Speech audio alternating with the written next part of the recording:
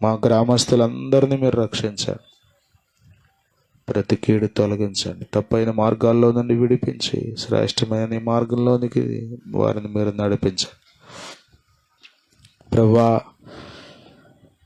మరి సాక్ష్యం చెప్పకపోయినా ఇక్కడున్న ప్రతి ఒక్కరి జీవితాల్లో మీరు ఎన్నో మేలు చేశారు కాబట్టి ఈరోజు ఇలా ఉన్నాం. అందుకొరకు మీకు స్తుతులు చెల్లిస్తూ ప్రభువా, నీ వాక్యమును మాకు దయచేయండి, నీ సన్నిధి మాతో ఉంచండి, ప్రతి శాపమును తొలగించండి, ప్రతి అవిధేయతను దూరపరచండి, నీ రక్త ప్రభావమున మీరు శుద్ధీకరించమని, మహిమ ఘనత ప్రభావములు మీరు పొందమని యేసుక్రీస్తు నామములో స్తుతించి ప్రార్థించి వేడుకొనుచున్నాము మా పరమ తండ్రి. ఆమేన్. హల్లెలూయా, హల్లెలూయా, హల్లెలూయా, హల్లెలూయా. మరొకసారి మీకు అందరికీ ప్రభువైన యేసుక్రీస్తు నామములో వందనాలు. అందరికీ వందనాలు. దేవునికి స్తోత్రం. హల్లెలూయా. రాత్రికాలమందు 1 పేతురు పత్రికల నుండి కొన్ని మాటలు చూసాం. పేతురు రాసిన 1 పత్రిక 3వ అధ్యాయం 8-9 వచనాలు. తుదకు మీరందరూ ఏక మనస్కులై ఒకరి సుఖ దుఃఖముల యందు ఒకరు పాలుపడి సహోదర ప్రేమ గలవారును కరుణాచిత్తులను వినయ మనస్కులనై యుండుడి. ఆశీర్వాదమునకు వారసులవుటకు మీరు పిలువబడితిరి గనుక కీడుకు ప్రతి కీడైనను దూషణకు ప్రతి దూషణైనను చేయక దీవించుడి. ప్రభు తన వాక్యమును మనందరి కొరకు ఆశీర్వదించునుగాక. ప్రభు మనందరితో మాట్లాడునుగాక. హల్లెలూయా, హల్లెలూయా. చేతులు పైకైతే ఒకసారి చెప్పండి, హల్లెలూయా, హల్లెలూయా. అపోస్తలుడైన పేతురు గారు యేసు ప్రభు శిష్యుల్లో ఒకడు. మరి యూదులకు సువార్త ప్రకటించిన గొప్ప దైవజనుడు. దేవునికి స్తోత్రం. యూదులకు సువార్త ప్రకటించినటువంటి గొప్ప దైవజనుడు. ఈ యూదులు ఆయా ప్రాంతాలకు చెదిరిపోబడ్డారు. అప్పుడున్నటువంటి పరిస్థితులను బట్టి ఆ చెదిరిపోయిన యూదులందరికీ ఈ మాటలు రాశాడు. పేతురు చాలా, మనం మత్తయి సువార్తలో చదివితే యేసు ప్రభు అంటాడు కదా, నీ కొరకు నేను ప్రార్థన చేస్తున్నాను, నీ నమ్మిక తప్పిపోకుండా ఉండాలని. నీవు స్థిరపడిన తర్వాత అందరినీ, సహోదరులందరినీ బలపరచమని చెప్తాడు ప్రభు. ఆ విధంగా పేతురు స్థిరపడ్డాడు. కొన్ని ఆటుపోట్లు వచ్చినాయి, చెదిరిపోయాడు. కానీ చివరికి ఆత్మతో నింపబడి స్థిరపరచబడ్డాడు. స్థిరపరచబడిన పేతురు దేవుని కొరకు నిలబడ్డాడు. దేవుని పని కొరకు ప్రాణం పెట్టినంతగా పరిచర్య చేశాడు. అంత మాత్రమే కాకుండా అనేక మందిని బలపరిచాడు. పేతురు పత్రిక చదివితే మీకు విశ్వాసం బలం పొందుకుంటారు. శ్రమల గురించి అనేక విషయాలు పేతురు భక్తుడు మాట్లాడతాడు. మానవ జీవితంలో, మరి ముఖ్యంగా క్రైస్తవ జీవితంలో అనేక రకాలైన ఒడిదుడుకులు మనం అనుభవించవలసి వస్తుంది. ఊహించనివి అనేకం జరుగుతాయి. మనం అనుకోని, లేకపోతే మనం ప్రార్థన చేసినవి కంటే కూడా విచిత్రంగా అనేక సంఘటనలు జరుగుతాయి. అయినప్పటికీ మనం పొందబోయే మహిమను చూడాలని, శ్రమలను మాత్రమే కాక గొప్ప నిరీక్షణను మనం కలిగి ముందు కొనసాగాలని పేతురు ఈ పత్రికలో రాస్తాడు. దేవునికి స్తోత్రం. పేతురు పత్రికలు మీరు చదివితే మీ విశ్వాసం బలం పడుతుంది. 1 పేతురు పత్రికలో చాలా విషయాలు, అమూల్యము అనే పదం ఎక్కువసార్లు మీరు చదువుతారు. 1 పేతురు పత్రికలో అమూల్యమైన వాగ్దానాలు, అమూల్యమైనటువంటి విశ్వాసం, అమూల్యమైన రక్తం, అమూల్యమైన స్వాస్థ్యం అని అమూల్యం అనే పదం ఎక్కువసార్లు మనకు కనబడుతుంది. ఆయనే అమూల్యమైన వాడు అంటాడు. మీరు ఊరికి 4-5 వచనాలు చూపిస్తాను చూడండి. 1 అధ్యాయం 7వ వచనంలో అమూల్యమైన మీ విశ్వాసం అంటాడు. 19వ వచనంలో అమూల్యమైన రక్తము చేత అంటాడు. 2వ అధ్యాయం 4వ వచనంలో అమూల్యమును సజీవమైన రాయి అగు ప్రభు అంటాడు. 6వ వచనంలో అమూల్యమగు మూలరాయి అంటాడు. 7వ వచనంలో ఆయనే అమూల్యమైన వాడు అంటాడు. ఇలా అమూల్యం అనే పదం అంటే, అమూల్యం అంటే వెల కట్టలేంది. క్యా మూల్య హై అంటే ఎంత, ఖరీదు ఎంత అంటే అమూల్య అంటే వెల కట్టలేంది. దేవుని స్తోత్రం. హల్లెలూయా, హల్లెలూయా, హల్లెలూయా. ప్రియులారా, దేవుడు ఎంతైనా నమ్మదగినవాడు. స్తోత్రం. హల్లెలూయా, హల్లెలూయా. కాబట్టి మనము ఈ అమూల్యమైన వాటిని, అమూల్యమైన దేవుణ్ణి, అమూల్యమైన రక్తంతో కడగబడి అమూల్యమైన విశ్వాసాన్ని పొందుకుని అమూల్యమైన వాగ్దానాల ద్వారా శ్రేష్టమైన పరలోక రాజ్యానికి మనం ప్రయాణం చేస్తున్నాం. దేవునికి స్తోత్రం. హల్లెలూయా. 2వ పత్రిక 1వ అధ్యాయం 4వ వచనంలో అమూల్యమైన వాగ్దానములు అంటాడు. ఇలా అమూల్యమైన పదం 1వ అధ్యాయం 1వ వచనంలో కూడా అమూల్యమైన విశ్వాసము పొందిన వారికి శుభమని చెప్పి వ్రాయినది అంటాడు. కాబట్టి ఇవన్నీ మనం చదివితే అమూల్యం. మనం చాలా అమూల్యమైన వారం. స్తోత్రం. హల్లెలూయా, హల్లెలూయా. మనము ఎలా ఉండాలి అనే విషయాలు రాత్రి మీకు కొన్ని విషయాలు నేను జ్ఞాపకం చేశాను. స్తోత్రం. పురుషులు ఎలా ఉండాలో పురుషులకు కొన్ని విషయాలు చెప్పాడు. స్త్రీలు ఎలా ఉండాలో స్త్రీలకు కొన్ని విషయాలు చెప్పాడు. పనివారులు ఎలా ఉండాలో పనిచేసేవారికి, అనగా దాసులుగా ఉన్నవారికి, యజమానుల దగ్గర ఎలా ఉండాలో చెప్పాడు. ఏ మనుష్యుడు ఎలా ఉండాలో, రక్షించబడిన వ్యక్తి తన పాత్రను, తన ధర్మాన్ని ఎలా నిర్వహించాలో పేతురు గారు చెప్తూ, అల్టిమేట్గా ఫైనల్లీ మీరందరూ ఏక మనస్కులై ఉండాలి. దేవునికి స్తోత్రం. హల్లెలూయా. ఏక మనస్సులు కలవాలి. స్తోత్రం. హల్లెలూయా.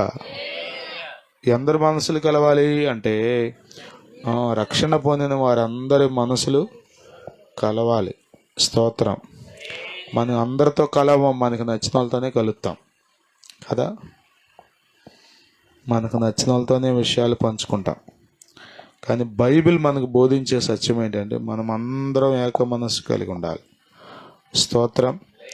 హల్లెలూయా. ఎన్నో భేదాలు ఉండొచ్చు భౌతికంగా, చదువు పరంగా, ఆర్థిక పరంగా, కానీ వాటన్నిటినీ పక్కన పెట్టి కొన్నిసార్లు భక్తిలో కూడా కదా, మీకంటే భక్తిపరులు అయి ఉండొచ్చు, లేకపోతే మీరే భక్తిపరులు అయి ఉండొచ్చు. అయినప్పటికీ మనం ఏక మనస్సు కలిగి ఉండాలి. ఒకరి సుఖ దుఃఖముల యందు ఒకరు పాలుపడి. రాత్రి కూడా ఈ మాట చెప్పా, సుఖము దుఃఖము ఈ రెండు ఉంటాయి. స్తోత్రం. హల్లెలూయా. మనం ఎప్పుడూ కూడా సుఖాన్నే కోరుకుంటాం కదా, సంతోషాన్నే కోరుకుంటాం, మంచినే కోరుకుంటాం కదా. కానీ మనం కోరుకోకపోయినా కూడా కొన్నిసార్లు మన జీవితంలో దుఃఖం చెప్పండి వస్తుంది. ఈ సుఖము దుఃఖము ఈ రెండిటిలో మనం పాలుపడాలి. స్తోత్రం. హల్లెలూయా, హల్లెలూయా. సుఖంగా ఉన్నప్పుడు ఎలా ఉంటారు? సంతోషంగా ఉంటారు. అప్పుడు ఏం చేయాలి? మనం వారితో కలిసి సంతోషించాలి. స్తోత్రం. దుఃఖంలో ఉన్నప్పుడు ఏడుస్తారు. ఏడ్చే వాళ్ళతో కలిసి చెప్పండి, కనీసం ఏడవకపోయినా నవ్వకుండా ఉంటే చాలు కదా. కొద్దిమంది ఏడవకపోయినా నవ్వుతారు కదా. రోమాపత్రిక 12వ అధ్యాయం 16వ వచనం మీరు చదవండి. అక్కడ అంటాడు అపోస్తలుడైన పౌలు గారు, పై వచనం కూడా చదువుతావమ్మా, 15 కూడా చదువుతున్నాం. సంతోషించు వారితో సంతోషించుడి. ఏంటండి ఇది కూడా చెప్పాలా? ఇది కూడా సంతోషించే వాళ్ళతో సంతోషించమా? మాకు తెలీదా? ఇది కూడా చెప్పాలా పాస్ట్ గారు? చెప్పండి. సంతోషించే వాళ్ళతో కలిసి సంతోషించడం తెలుసా తెలీదా మనకి? తెలుసు, కానీ కొన్నిసార్లు మన మనసు సంతోషించదో. అర్థమవుతుందా? ఉదాహరణకి మనకు నచ్చిన వాళ్ళు సంతోషంగా ఉన్నారనుకోండి, వాళ్ళతో కలిసి సంతోషిస్తాం. మనం వెళ్ళి పుట్టినరోజు కూటమి పెట్టుకున్నారనుకోండి, వాళ్ళతో కలిసి హ్యాపీ బర్త్డే అంటామా? ఏముందిలే కూటం, మొహం సొరకాయలాగా పెట్టుకుని. అది దుష్టబుద్ధి, గుర్తుపెట్టుకోండి.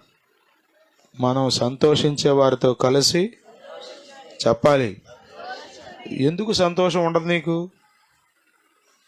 ఇస్సాకు పాలు విడిచాడంట. అబ్రహాం ఏం చేశాడు? గొప్ప అక్కడ కూడా ఏడు మొహాలు వేసుకునే వాళ్ళు ఉంటారు కదా. పాపం ముసలోడికి 100 సంవత్సరాల వయసులో కొడుకు పుట్టాడు, లేక పుట్టాడు. 25 సంవత్సరాలు వాగ్దానం కొరకు నిరీక్షించిన తర్వాత దేవుడిచ్చాడు, ఎంత అద్భుతం అని సంతోషించే వాళ్ళు ఉండే ఉంటారు. అదే సమయంలో ఏంటి ఈ ముసలోడికి పిల్లవాడు ఏంటి, అసలు ఎట్ట పుట్టాడంట, అసలు ఏ రకంగా పుట్టాడు, ఏంటి అసలు ఇది ఏం జరిగింది అని అక్రమంగా ఆలోచించే వాళ్ళు కూడా ఉండరంటారా? ఉంటారు. అసలు కొద్దిమంది అయితే మరీ తెలివి మీరిన క్రైస్తవులు చెప్పండి ఎలా ఆలోచిస్తారు. అందుకనే పౌలు అన్నాడు, సంగమా సంతోషించే వారితో కలిసి ఎక్కువ ఆలోచించి బుర్ర చెడగొట్టుకోమాక. దేవుడు వారికి సంతోషం ఇచ్చాడు కాబట్టి వాళ్ళు ఏం చేస్తున్నారు? దేవుడు వారికి మేలు చేశాడు వారు కాబట్టి సంతోషిస్తున్నారు. కాబట్టి నువ్వేం చేయాలి చెప్పండి? ఇది సహజమైన విషయం, ఇది సహజం, ఇట్స్ న్యాచురల్, అది సహజం. అలాగే మనం ప్రవర్తించాలి. స్తోత్రం. అంతేగాని అసలు ఏం జరిగింది, ఎందుకు జరిగింది, ఎలా జరిగింది, అసలు ఇతడికి ఎందుకు మేలు జరగాలి, ఎందుకు వీళ్ళు సంతోషంగా ఉండాలి, అసలు వీళ్ళు సంతోషంగా ఉండడం ఏంటి, వీళ్ళతో కలిసి నేను సంతోషించడం ఏంటి, ఎట్టి పరిస్థితుల్లో కుదరదంటే నువ్వు సంఘానికి వెలుపట ఉన్నావు, దేవుని చిత్తానికి వెలుపట ఉన్నావు. అర్థమవుతుందా? సంతోషించే వారితో కలిసి సంతోషించాలి. రెండవది, ఏడ్చు వారితో కలిసి ఏడవండి అన్నాడు. ఇది కొంచెం పీకే. సంతోషించే వాళ్ళతో కలిసి సంతోషించడం అంటే సంతోషించడం తేలికే, కానీ ఏడవడం అంటే చెప్పండి వచ్చేస్తుంది మీకు ఏడుపు. ఎప్పుడు కావాలంటే అప్పుడు సీరియల్ చూస్తే వస్తుంది, కానీ ఏడ్చే వాళ్ళతో కలిసి ఏడవడం అంటే వస్తుందా?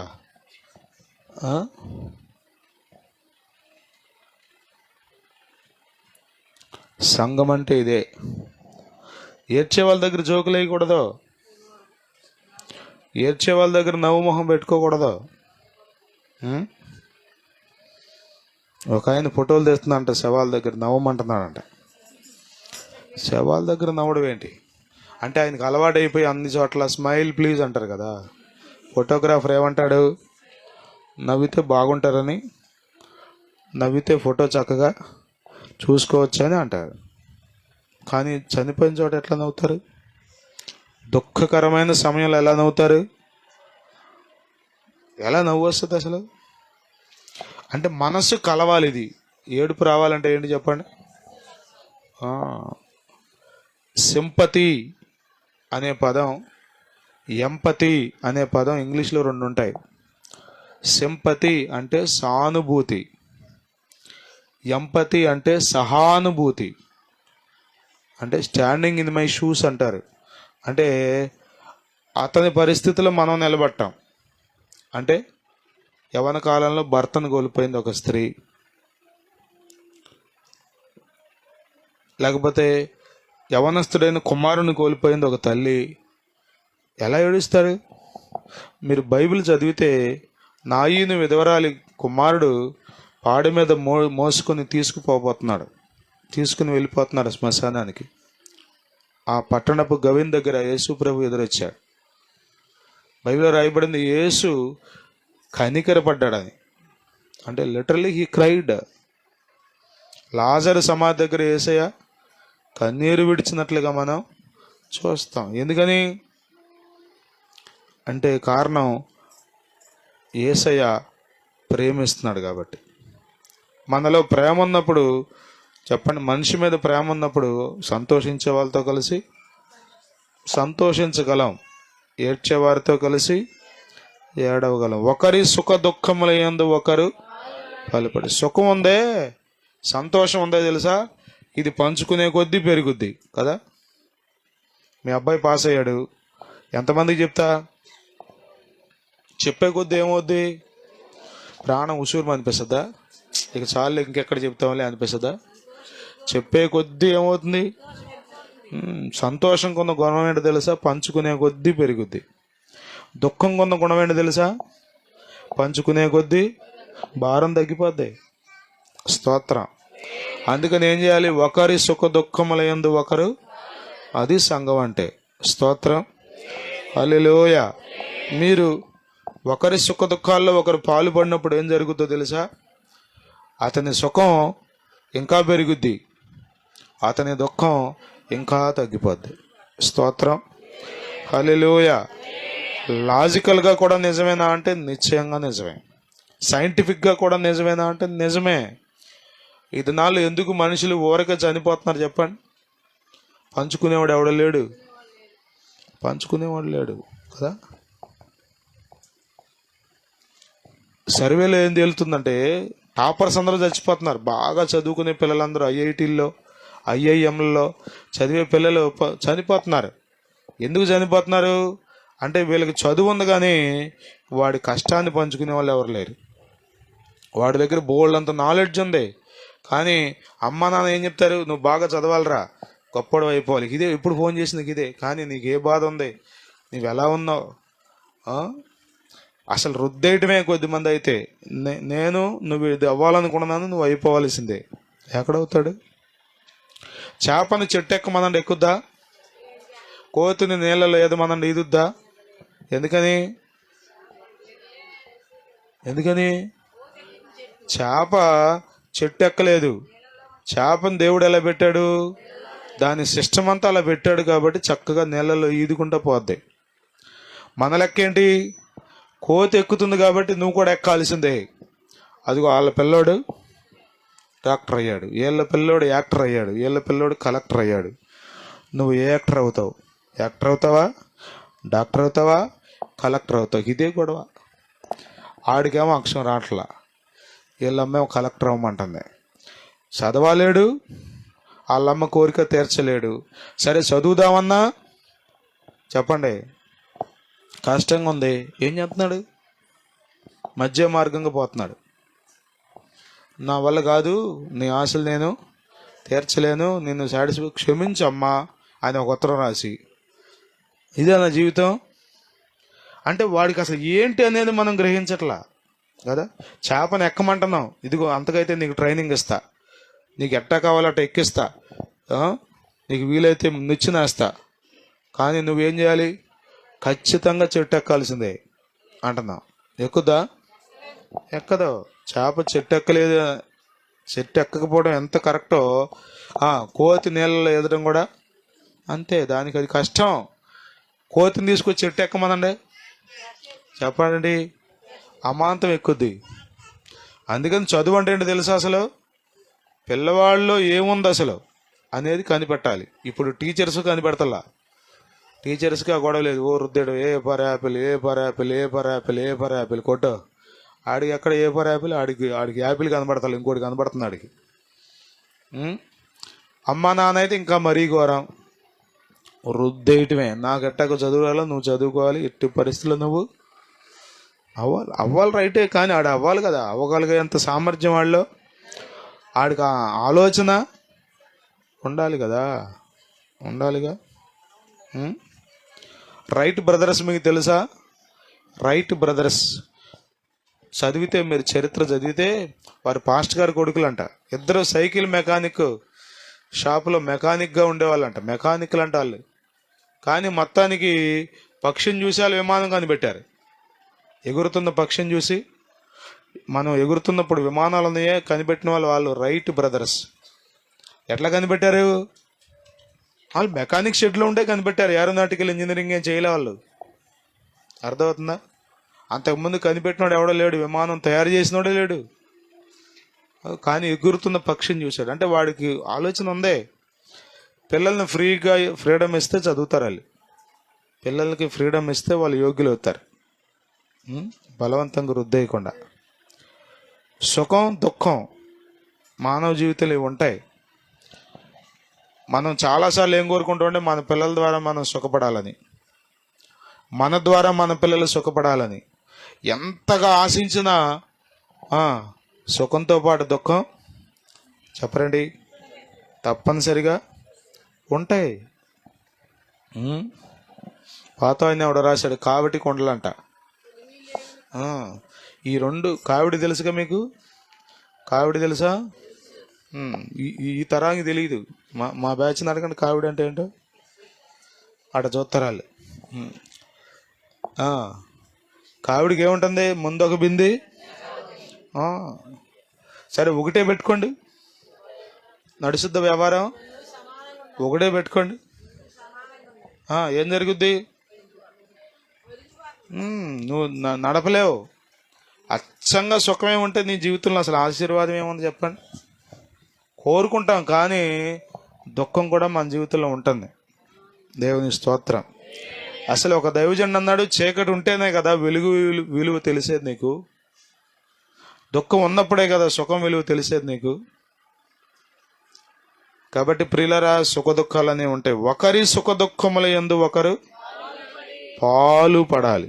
స్తోత్రం. హల్లెలూయా, హల్లెలూయా. వెళ్ళకూడదండి అనే సెక్షన్ పెట్టుకోమాకండి. రాత్రి కూడా చాలా వివరంగా చెప్పా, ఇంకా మరలా అవే చెప్పను. అర్థమవుతున్నాం? మేమండి గృహప్రవేశం చేసామండి, 6 నెలల వరకు వాళ్ళ దుఃఖంలో మేము ఉండకూడదండి అనేది దుష్టుడి ఆలోచన, దేవుని ఆలోచన కాదు.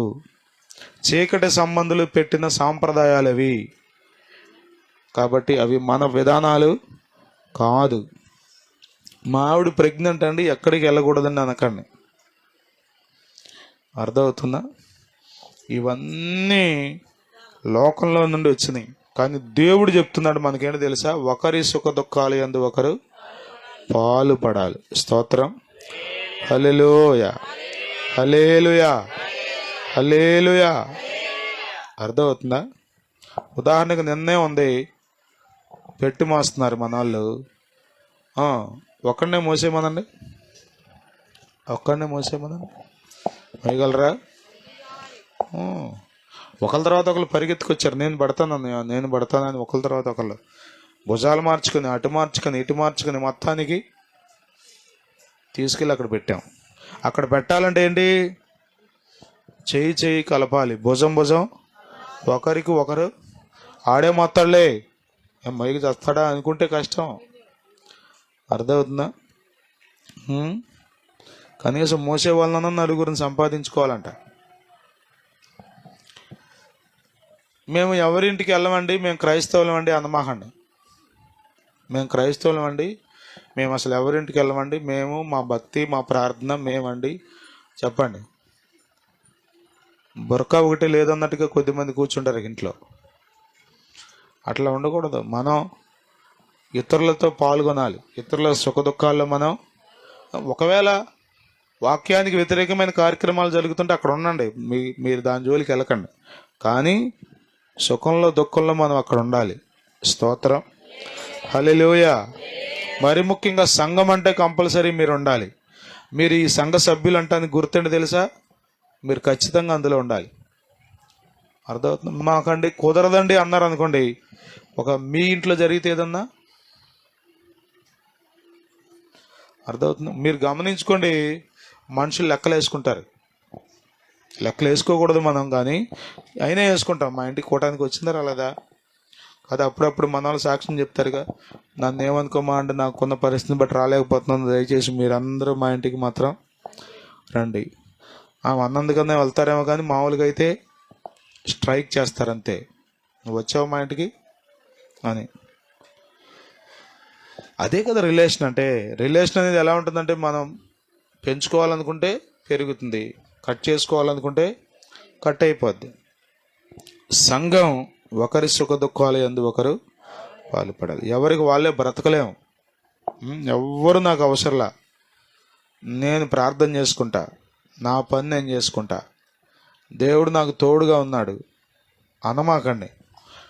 నేను ఒక్కడనే పుట్టించి మిగతా వాళ్ళందరిని వదిలేయచ్చుగా దేవుడు. మరి ఎందుకు ఎంతమందిని జనాభాని పుట్టించాడు దేవుడు చెప్పండి? మనం అందరం ఉండాలి. స్తోత్రం, హల్లెలూయా. పిల్లలు కూడా ఉండాలి. అర్థమవుతుందా? పిల్లల్ని తీసుకురాకూడదనే సెంటిమెంట్ ఏమీ లేదు. సెంటిమెంట్ నేను మోహన్ రావు గారు చనిపోయినప్పుడు జెన్నికి చెప్పా, 3 పిల్లల్ని తీసుకొచ్చి ఇక్కడ ఒక 10 నిమిషాలన్నా, కానీ అప్పటికే స్కూల్కి వెళ్ళిపోయారని చెప్పా. అలాంటివి ఏమి లేవు. భక్తుల జీవితాలు లేకపోతే భక్తుల శరీరాలు కూడా ఆశీర్వాదమే. అర్థమవుతుందా మీకు? అర్థమవుతుందా మీకు? ఎలీషా సెలియాలంట, తగిలితే చచ్చిపోయిన సైనికులు లేచి కూర్చున్నాడంట. శరీరాల్లో కూడా ఆశీర్వాదం ఉంది. స్తోత్రం. అవి పరిశుద్ధ రక్తంలో కడగబడిన శరీరాలు. స్తోత్రం. ఒకరి సుఖదుఖముల యందు ఒకరు పాలుపడి సహోదర ప్రేమ గలవారును కరుణాచిత్తులను వినయ మనస్కులనై ఉండండి. చెప్పండి, సహోదర ప్రేమ గలవారును కరుణాచిత్తులను వినయ మనస్కులనై ఉండుడి. ఇది ఏక మనసు కలిగి ఉండాలి. ఒకరి సుఖదుఖాలందు ఒకరు పాలుపడాలి. సహోదర ప్రేమ కలిగి ఉండాలి. సహోదర ప్రేమ. స్తోత్రం, హల్లెలూయా, హల్లెలూయా. మీరు మీ రక్త సంబంధీకులు ఉన్నారే, తోడబుట్టిన అన్నదమ్ములు కదా, లోకరీతికి ఎలా ప్రేమిస్తారో నాకు తెలియదు, కానీ అంతకంటే ఎక్కువగా దేవుని ప్రేమతో క్రైస్తవులైన మనల్ని ఒకరినొకరు ప్రేమించుకోవాలి. హల్లెలూయా, హల్లెలూయా, హల్లెలూయా. క్రైస్తవ సంఘంలో కులం లేదు, క్రైస్తవ సంఘంలో భేదాలు లేవు. మనము దేవుని ప్రజలం. హల్లెలూయా. మనలో సహోదర ప్రేమ ఉండాలి. స్తోత్రం, హల్లెలూయా. లోకంలో ఏం చెప్తారో తెలుసా? ఇంటి పేరట వాళ్ళందరూ పట్టంటారు అంటారు. ఫస్టే పడతారు వాళ్ళు, ఊరికి ఎత్తలేప్పుడే అంట.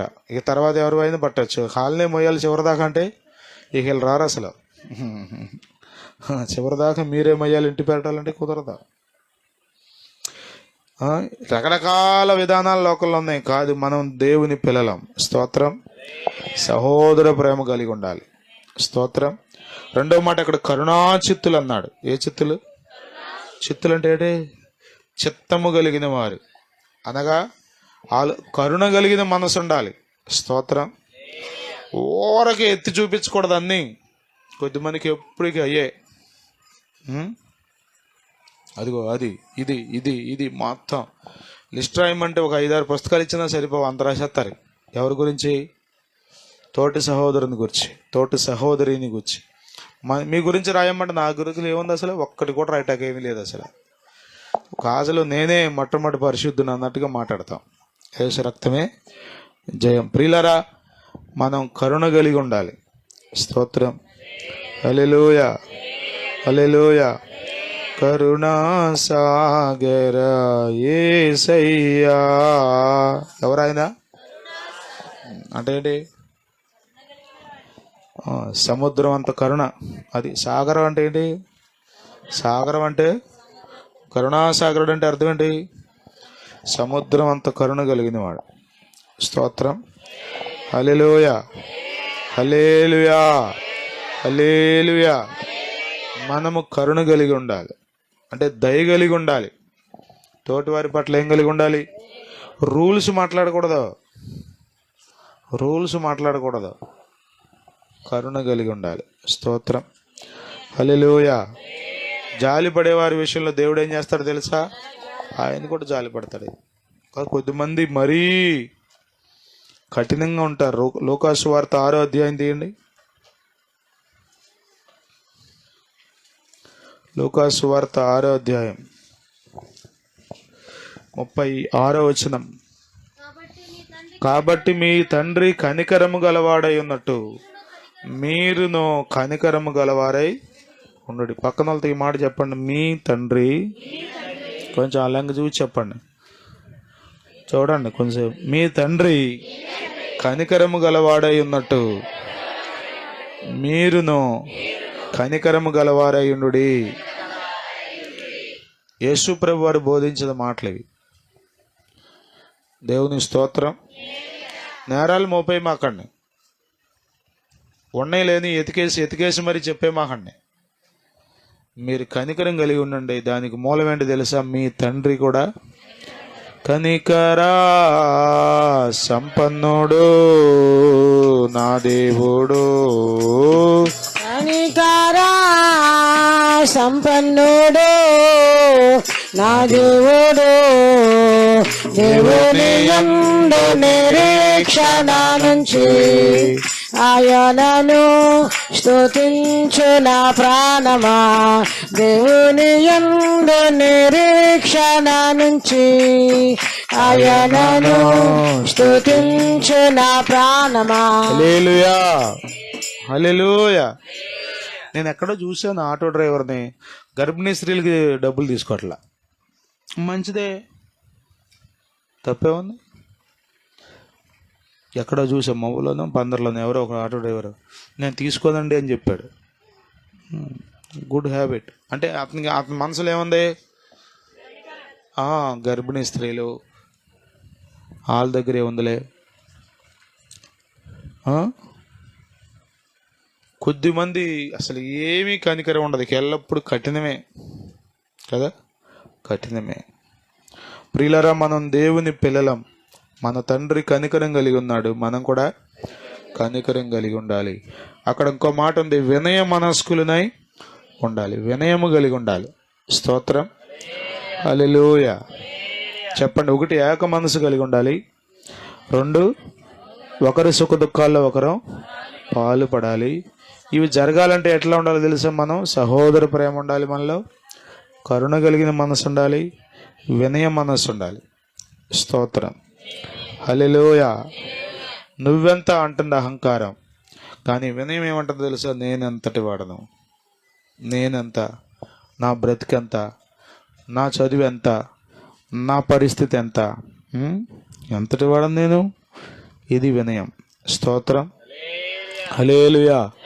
హెచ్చించుకునే స్వభావం మనలో ఎన్నడూ రాకూడదు. మనం ఎప్పుడు దీనులమై ఉండాలి. హల్లెలూయా. కొద్దిమంది కొంచెం బాగుంటే రెచ్చిపోతారు. ఎప్పుడు దీనులుగా ఉంటారో తెలుసా? బాగోపోతే ఇక దేన మనసు వచ్చేస్తుంది. ఆర్థిక పరిస్థితి బాగోపోతే, ఆరోగ్య పరిస్థితి బాగోపోతే ఇక ఎక్కడ లేని దీనత్వం చూపించేస్తారు. కొంచెం బాగుంటే మాత్రం చెప్పండి, ఈ కాలర్ ఇక పైకి లేపుతారు. దీన్ని కాలర్ పైకి లేపి ఈ చెయ్యి పైకి మడతెట్టి కొంచెం రొమ్మెరగ తీసుకుని నడవడం మొదలెడతారు. ఏంట్రా బాబు అంటే ఏమీ లేదు, కొంచెం 4 రూపాయలు జేబులో ఉన్నాయి, కొంచెం ఒంటిందంటే ఆరోగ్యం ఉంది, అంతేనా? మనము వినయము కలిగి ఉండాలి. స్తోత్రం. 9వ వచనం చూడండి, నేను ముగిచేస్తాను. ఆశీర్వాదమునకు వారసులవుటకు మీరు పిలువబడుతుంది. అందరూ ఈ మాట చెప్పండి. ఆశీర్వాదమునకు వారసులవుటకు మీరు పిలువబడుతుంది. ఆశీర్వాదం దేవుడు మనకిచ్చింది. స్తోత్రం. దేవుడు మనల్ని నియమించింది శపించడానికి కాదు, దేవుడు మనల్ని ఏర్పాటు చేసుకున్నది పాడు చేయడానికి కాదు. దేవుడు మనల్ని నియమించుకున్నది, ఏర్పాటు చేసుకున్నది దీవించడానికే. స్తోత్రం, హల్లెలూయా. యోహాను సువార్త 10వ అధ్యాయం 10వ వచనం చదువుతారు ఎవరైనా? యోహాను సువార్త 10వ అధ్యాయం 10వ వచనం. వచ్చును గాని రాడు, గొర్రెలకు జీవము కలుగుటకును అది సమృద్ధిగా కలుగుటకును నేను వచ్చినని. లైఫ్ ఇన్ అబండెంట్ అన్నాడు ఇంగ్లీష్లో. అబండెంట్, చూసారా? జీవము కలుగుటకు, ఏదో కొంచెం కొంచెం అరకొర జీవం కాదంట, సమృద్ధి జీవం. అనండి, అనండి. మీరు వినే ఉంటారు. మరి నేను అనుకుంటున్నాను, ఏబి మాసిలామణి గారు అబ్బాయి, ఆయన టీవీ ప్రోగ్రాం పేరు సమృద్ధి జీవం. సమృద్ధి జీవం ప్రేక్షకులకు హృదయపూర్వక వందనాలు అని చెప్పి చక్కగా వాక్యం చెప్తాడు ఆయన. జోసఫ్ కిషోర్ అనుకుంటా ఆయన పేరు, మాసిలామణి గారి అబ్బాయి. సమృద్ధి జీవం అనండి ఇంకొకసారి. ఏమిస్తాడు దేవుడు చెప్పండి? సమృద్ధిని ఇస్తాడు. ఏది ఇచ్చినా సమృద్ధిగానే ఇస్తాడు. దేవుని స్తోత్రం. హల్లెలూయా, హల్లెలూయా. మీరు ఆశీర్వాదమునకు వారసులవుటకు 66వ కీర్తన 12వ వచనం చూడండి. 11, 12 చదవండి. నీవు బందీ గృహములో మమ్ము ఉంచితివి, మా నడుముల మీద గొప్ప భారము పెట్టితివి. నరులు మా నెత్తి మీద ఎక్కునట్లు చేసితివి. మేము నిప్పులలోనూ నీళ్ళలోనూ పడితిమి, అయినను నీవు సమృద్ధి గల చోటికి మమ్ము రప్పించి ఉన్నావు. హల్లెలూయా, హల్లెలూయా. ఎన్ని ఇబ్బందులన్నా కలగని అల్టిమేట్గా ఎక్కడికి తీసుకెళ్తాడంటే దేవుడు సమృద్ధి గల చోటికి. స్తోత్రం. నీళ్ళల్లో పడ్డావా, నిప్పుల్లో పడ్డావా, నరులే నీ నెత్తి మీద ఎక్కారా, నడుములే భారం అయిపోయినాయా, బందీగృహంలో ఉన్నావా, పరిస్థితులన్నీ భయానకంగా ఉన్నాయా, కానీ ప్రభువు మీద ఆధారపడి ప్రభువు నిన్ను విడిపిస్తాడు, ప్రభువు నిన్ను దీవిస్తాడు. హల్లెలూయా, హల్లెలూయా, హల్లెలూయా. మీరు యాకోబు జీవితం చూడండి. ఉట్టి కర్రతో వెళ్ళాడు అయ్యగారు. ఒక కర్ర తీసుకున్న అర్ధరాత్రి ఆ అన్నగారి యొక్క ప్రాణభయంతో ఎప్పుడు చంపేస్తారు. అమ్మా నాన్న పంపించేశారు. ఎవరు? యాకోబు అమ్మ నాన్న ఎవరు? వందనాలు మీకు. ఎవరు యాకోబు అమ్మ నాన్న ఎవరు? యాకోబు అన్నగారి పేరు? ఇవి కూడా తెలియకపోతే స్పూనుడు నీళ్ళల్లో దూకి చచ్చిపోండి.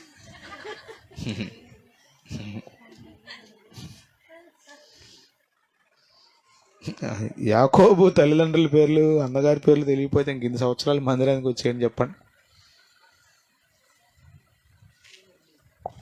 ఒక్క కర్రతో వెళ్ళాడు యాకోబు. కానీ ఏం జరిగిందో తెలుసా? యాకోబే మోసం చేశాడు అనుకుంటే యాకోబుకి మించిన మోసగాడు మేనమామ. అసలు సహజంగా అల్లుడిని మోసం చేస్తారా ఎవరన్నా? మామగారు ఎవరన్నా అల్లుడిని మోసం చేస్తారా? మరి ఏంటో మరి అట్లా రెచ్చిపోయాడు పాపం ఆయన. పెళ్లి విషయంలో మోసం చేశాడు, జీతం ఇచ్చే విషయంలో మోసం చేశాడు. దేవుడు అట్లా ఇచ్చాడు అతనికి ప్రతిఫలం, అంతే. మోసానికి మోసం. కానీ అద్భుతం ఏంటి తెలుసా? 2 గుంపులు అయిపోయారంట. హల్లెలూయా, హల్లెలూయా. అయ్యా నేను అపాత్రుడను ప్రభువా, నీవు చూపిన సమస్త ఉపకారములకు, మేలులకు, సత్యమునకు. చదువుతారా మీరు ఆ మాట? ఆదికాండం 32వ అధ్యాయం 9వ వచనం. యాకోబు ప్రార్థన చేయడం మొదలెట్టాడు. యాకోబు, నా తండ్రి అయిన అబ్రహాము దేవా, నా తండ్రి అయిన ఇస్సాకు దేవా, నీ దేశమునకు నీ బంధువుల యొద్దకు తిరిగి వెళ్ళుము, నీకు మేలు చేసేదనని నాతో చెప్పిన యెహోవా, నీవు నీ సేవకునికి చేసిన సమస్తమైన ఉపకారములకును సమస్త సత్యమునకును అపాత్రుడను. ఎట్లనగా నా చేతి కర్రతో మాత్రమే ఈ యోర్దాను దాటాను, ఇప్పుడు నేను 2 గుంపులయ్యాను. స్తోత్రం చెప్పండి. హల్లెలూయా, హల్లెలూయా. అన్నగారికి కానుక పంపిస్తున్నాడు. ఎంత దీవించబడ్డాడో అర్థం అవడం కోసం 13వ వచనం చదవండి. అతడు అక్కడ రాత్రి గడిపి తాను సంపాదించిన దానిలో తన అన్నయ్యన ఏశావు కొరకు, ఏశావు ఎదురొస్తున్నాడు, చంపేస్తాడని భయంతో ఇప్పుడు కానుక పంపిస్తున్నాడు. ఏం కానుక చూడండి, 200 మేకలంట. ఎంత కానుక? కానుకెంత? కానుకెంత చెప్పండి. అంత కానుక ఎప్పుడన్నా పంపించారు మీరు ఎవరికన్నా? 200 మేకలు పంపాడంటే ఎన్ని వందలు ఉంటాయి మేకలు ఆయన దగ్గర? ఎట్లా వెళ్ళేటప్పుడు ఒక చేతి కర్ర. చేతి కర్రలు తెలుసా మీకు? చెప్పండి. ఒకప్పుడు ఇట్లా వెళ్ళేవాళ్ళు, ఇప్పుడు ఫోన్ లేకుండా బయటకు వెళ్ళట్లా. పొలం వెళ్ళినా ఫోనే. ఒకప్పుడు ఏంటి చెప్పండి, ఎక్కడికి వెళ్ళినా, పగలు వెళ్ళినా రాత్రి వెళ్ళినా ఎక్కడికి వెళ్ళినా చేతి కర్ర, అదే పెద్ద ఆయుధం. వేసే రక్తమే. ఇప్పుడు మనకు ఫోన్ ఉంటే చాలు, అదే పెద్ద ఆయుధం. చేతికర్త వెళ్ళిన యాకోబుని దేవుడు 2 గుంపులయ్యేంత ఆశీర్వదించాడు. ఎంత ఆశీర్వదించాడని అర్థం అవడం కోసం అతడు ఇచ్చిన కానుకను చూస్తే మనకు అర్థమైపోద్ది ఎంత 200 మేకలు ఇచ్చాడంటే ఎన్ని వేలు ఉండి ఉంటాయో మేకలు కదా. 200 ఉంటే 200 ఇచ్చేసాడంటారా? ఇచ్చేస్తావా? 200 మేకలు ఉంటే 200 ఇచ్చేస్తాడా? ఎంత అన్న అయితే మాత్రం, ఎంత ప్రాణభయం ఉంటే మాత్రం ఎన్నో వేలు ఉండుంటాయి. ఊరికే మన మాట చెప్పుకుంటే దశంభాగం అనుకుందాం, అప్పుడు ఎంత ఉన్నట్టు? 200 ఇచ్చాడంటే దశంభాగం అంటే ఎంత ఉన్నట్టు? ఇప్పుడు 2000 ఉన్నట్టు. దేవుని స్తోత్రం. ఊరికే మీకు అర్థం అవడం కోసం చెప్తున్నా, దశంభాగం ఇచ్చాడం లేదు కానీ అర్థం అవడం కోసం. 20 మేకపోతులంట. అయిపోలా కానుక, మిమ్మల్ని తెమ్మంటలా కానుక, కంగారు పడమహండి. యాకోబు ఇచ్చిన కానుక గురించి చెబుతున్నా. కొద్దిమంది కానుక అనగానే మొత్తానికి మా అయ్యగారు మొదలెట్టినట్టున్నాడు అనుకుంటారు. ఎండ్రగా ముందు వెనక ఏమెండ్రగా అప్పుడే లెగుతారు కొద్దిమంది. అప్పుడే కళ్ళు నలుపుకుని ఏంటి కానుక గురించి మొదలెట్టాడు మా అయ్యగారు. 200 మేకలు, 20 మేకపోతులు, 200 గొర్రెలు, 20 పొట్టేళ్ళు, 30 పాడి వంటలు అంటే పాడి వంటలు, వాటి పిల్లలు, 40 ఆవులు, 10 ఆబోతులు, 20 ఆడుగాడిదలు. చదవటానికి ఇంకెప్పుడు అవుతాయి అందరు చూస్తున్నారు. మీరు చదవటానికి ఎంత బాధపడితే ఇచ్చిన ఆయనకి ఎంత సంతోషం చెప్పండి. 10 ఆడుగాడిదలు 10 గాడిద పిల్లలు తీసుకొని, చూసారా ఈ తీసుకుందా అంట. మళ్ళా చదవండి కానుక ఎంతో. మీరు చదవకపోతే 3 వదిలిపెట్టను, చదవండి. 200 నిజంగానే వదిలిపెట్టన్నట్టు చదువుతున్నారు మీరు, చదవండి. 200 మేకలు, 20 మేకపోతులు, 200 గొర్రెలు, 20 పొట్టేళ్ళు, 30 పాడి వంటలు, వాటి పిల్లలు, 40 ఆవులు, 10 ఆబోతులు, 20 ఆడుగాడిదలు, 10 గాడిద పిల్లలు. ఊరికే రాయండి, ఇంటికి వెళ్ళాక రాయండి.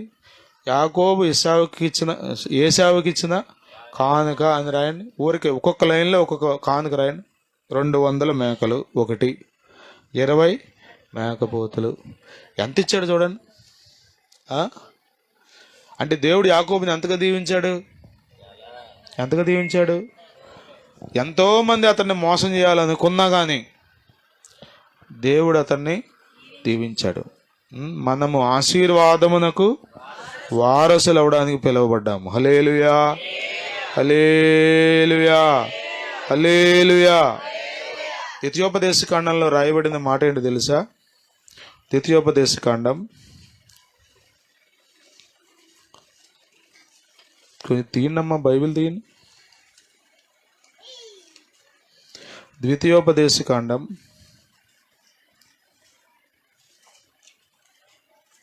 30వ అధ్యాయం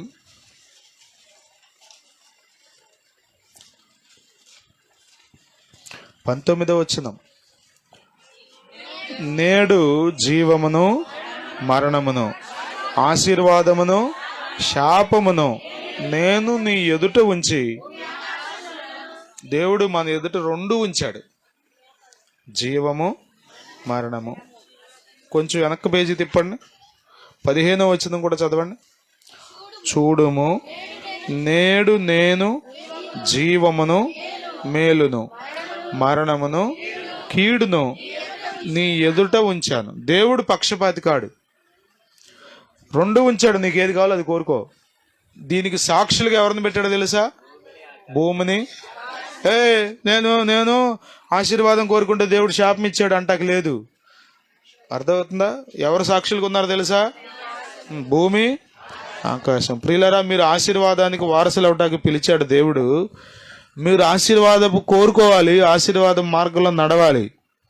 ఈ ఆశీర్వాదం ఎలా వస్తుంది అంటే ఈ వచనంలో చెప్పాడు చాలా స్పష్టంగా. కీడుకు ప్రతి కీడు చేయొద్దు, దోషణకు ప్రతి దోషణ చెయ్యొద్దు. స్తోత్రం. దీవించిన వాళ్ళని దీవించటం కాదు, వందనాలు చెప్పిన వాళ్ళకి వందనాలు చెప్పడం కాదు. వందనాలు చెప్పకుండా వెళ్ళిపోయాడు, మొహం తిప్పుకున్నాడు చూసారా, ఆడికి ఎదురెళ్ళాలి మీరు.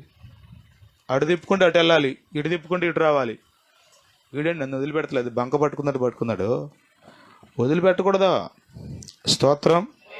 రోమాపత్రిక 12వ అధ్యాయం మీరు చదవండి, 14వ వచనం అనుకుంటా చూడండి. రోమాపత్రిక 12వ అధ్యాయం 14వ వచనం, మిమ్మల్ని హింసించే వారిని దీవించండి కానీ శపించొద్దు. మీ నోట దీవెన వాక్కులు ఉండాలి మీరు ఆశీర్వాదం పొందుకోవాలంటే. స్తోత్రం. హల్లెలూయా, హల్లెలూయా. అర్థమవుతుందా మీకు?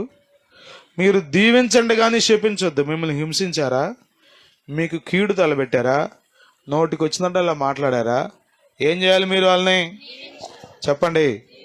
మీరు దీవించారనుకోండి, మీరు దేనికి వారసులు? చెప్పండి, దేనికి వారసులు? పరలోకపు తండ్రి ఆశీర్వాదాలకు మీరు వారసులు. స్తోత్రం. కీడుకు కీడు చేయడానికి వీలు లేదు, బైబిల్ దాన్ని ఒప్పుకోవట్లేదు. స్తోత్రం. ఎవరికి తలపెట్టకూడదు మనం. 1 తెస్సలోనిక పత్రిక 5వ అధ్యాయం 15వ వచనం చూడండి. తెస్సలోనికలకు రాసిన 1 పత్రిక 5వ అధ్యాయం 15వ వచనం, ఎవడునో కీడునకు ప్రతి కీడు ఎవనికైనను చేయకుండా చూచుకొనుడి. మీరు ఒకని ఎడల ఒకడు మనుషులందరి ఎడల ఎల్లప్పుడూ మేలైన దానిని అనుసరించి నడుచుకునుడి. 22వ వచనం, ప్రతి విధమైన కీడునకు దూరంగా. కీడు అనేది మన మార్గంలో ఉండకూడదు. స్తోత్రం. హల్లెలూయా, హల్లెలూయా, హల్లెలూయా, హల్లెలూయా. 6వ అధ్యాయం సామెతల గ్రంథంలో దేవుడు అసహించుకునేవి 7 ఉన్నాయి. 16 నుండి 19 వరకు మీరు చదివితే అందులో 7 మాటల్లో ఒక మాట, కీడు చేయుటకు త్వరపడి పరుగులెత్తు పాదాలు. దేవుడు అసహించుకుంటాడు వాటిని. కీడు అనేది మన మార్గంలో వాళ్ళు చేశారు కదండి, చెప్పండి, వాళ్ళు చేయొచ్చు, కానీ దేవుడు నిన్ను దీవించాలనుకుంటున్నాడు. నీవు దేవుని దీవెన పొందుకోవాలి అంటే, అర్హత కలిగి ఉండాలంటే దానికి అర్హత ఏంటి తెలుసా? కీడుకు ప్రతి కీడు చేయకూడదు, దోషణకు ప్రతి దోషణ. అసలు ముందు నేను తిట్టలేదండి, ముందు ఆడే తిట్టాడండి కదా. పిల్లల కంప్లైంట్లన్నీ ఇయ్యే. అసలు ఈ పంచాయతీలు తీర్చలేక మా ప్రాణం మీదకి వస్తుంది. మనం ఏమీ చేయలేదా వాడి బాధ పెరిగిపోద్ది. ఆడు కొట్టాడండి అని చెప్తాడు మా దగ్గరికి వచ్చి. ఆడి ఉద్దేశం ఏంటో తెలుసా? మాస్టర్ దగ్గరికి వెళ్తే ఆడిని కొడతాడని. కొడితే ఏం జరిగిపోద్ది? వీడు నొప్పి అంతా పోద్ది, వీడి బాధలన్నీ పటాపంచలు అయిపోతాయి. ఒకవేళ మనమే కనుక ఏదో పనిలో ఉండి ఆడిని కనుక పోనేలేరా వదిలేసి అన్నామనుకో, బాధ పెరిగిపోద్ది. అసలు ఆడు కొట్టిన దానికంటే ఇప్పుడు ఈ మాస్టర్ వదిలేసిన దాని బాధ ఇంకా.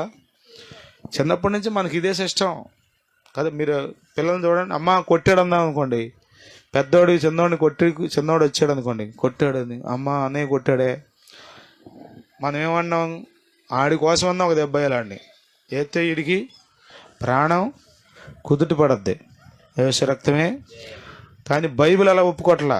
కీడుకు కుదరదు, దోషణకు ప్రతి దోషణ. ఎన్నడూ మన జీవితాల్లో వీటిని అనుమతించకూడదు. అప్పుడు ఏం జరుగుతుందో తెలుసా? నీవు ఆశీర్వాదానికి వారసుడివే. దేవుని స్తోత్రం. ఎంతమంది వచ్చి మోసం చేసినా నీ ఆశీర్వాదాన్ని ఎవడు తీయలేడు. హల్లెలూయా. ఎంతమంది ఎన్ని కుట్రలు పొందినా దేవుడిచ్చే ఆశీర్వాదాన్ని ఎవడు దొంగిలించలేడు. సామెతలు 10:22 రాయబడి ఉంటుంది, యెహోవా ఆశీర్వాదము ఐశ్వర్యం ఇచ్చును. దినవృత్తాంతాలు 1వ గ్రంథం 17వ అధ్యాయం చివరి వచనంలో రాయబడి ఉంటుంది, యెహోవా నీవు దీవించిన యెడల అది ఎన్నటన్నటికీ ఆశీర్వాదమే. దేవుని స్తోత్రం. హల్లెలూయా. బంగారం ధరలు ఎలా ఉన్నాయి చెప్పండి? ఒకరోజు పెరిగిపోతాయి, ఒకరోజు తగ్గిపోతాయి. స్టాక్ మార్కెట్ చెప్పండి, ఒకరోజు లాభాలు, ఒకరోజు నష్టాలు. కానీ దేవుని ఆశీర్వాదం తెలుసా? ఒకరోజు లాభం, ఒకరోజు నష్టం కాదు, అది ఎన్నటికి. స్తోత్రం. హల్లెలూయా, హల్లెలూయా, హల్లెలూయా. మీరు ఆశీర్వాదమునకు వారసులుగా పిలువబడ్డారు. కీడుకు చేయకండి. మీ జీవితాలు ఎన్నడూ కీడు తలపెట్టకండి ఎవరికి కదా. మన వాళ్ళు ఈ పదం వాడతారు, వాడి పాపానా పోనివ్వండి, వదిలేయండి. ఎట్లా ఊరుకుంటాం అసలు అనమాకండి. ఆడు 10 కొట్టాడు, కనీసం ఒకటన్నా కొట్టద్దా అనమాకండి. ఆ ఒకటి కొట్టి ఏం చేస్తావు నువ్వు? పగ తీర్చుకొనుట నా పని అన్నాడు ప్రభు. దేవుని స్తోత్రం. ప్రేమామయుడైన దేవుడే ఆయన. అదే సమయంలో పగ కూడా తీర్చుకుంటాడు ఆయన.